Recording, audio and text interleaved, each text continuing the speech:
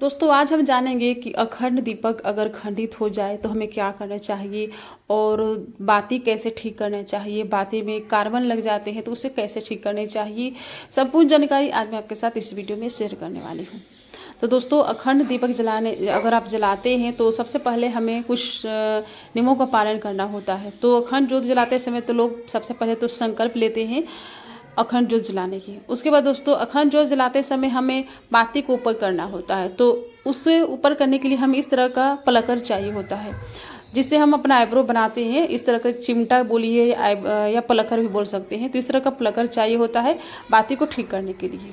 उसके बाद दोस्तों हमें क्या चाहिए कि दिया जब जलता होता है मतलब बाती उसमें कार्बन लग जाते हैं। तो सबसे पहले कार्बनों को कैसे ठीक करना चाहिए। तो दोस्तों इस तरह से प्लकर से आप इस तरह से जो कार्बन लग जाते हैं आप ठीक कर सकते हैं।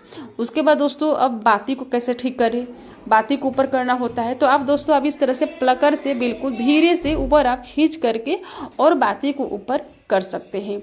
और दोस्तों बाती ऊपर करते समय दिया खंडित भी हो जाता है तो आपको क्या करना है कि आप अलग से एक छोटा दिया जला लीजिए सबसे पहले और उसके बाद प्लकर से बाती को ऊपर कर दीजिए। अगर प्लकर से बाती को ऊपर करते समय अगर आपका दिया मतलब कि बुझ जाता है तो आप दूसरा दिया हम जलाते हैं उस दिया से इस दिया को जला देंगे तो खंडित नहीं माना जाएगा। खंडित कैसे नहीं माना जाएगा, क्योंकि दोस्तों अगर हमारा मतलब कि घर का कोई एक मुख्य सदस्य घर से बाहर चला जाता है तो वो अपना काम अपने घर के दूसरे फैमिली मेम्बर को दे करके जाता है। ठीक उसी तरह से हम दिया को ठीक कर रहे होते हैं तो दिया को जलने का जो काम होता है हम दूसरे दिया को सौंप देते हैं प्रतिनिधि के रूप में।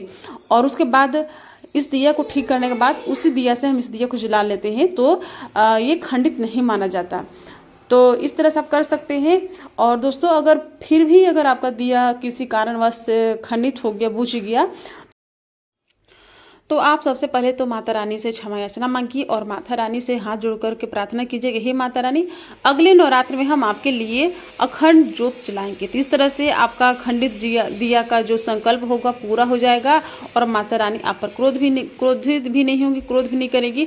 और दिया खंडित हो जाता है फिर भी माता रानी हम अपने बच्चों पर कभी क्रोध नहीं करती हैं।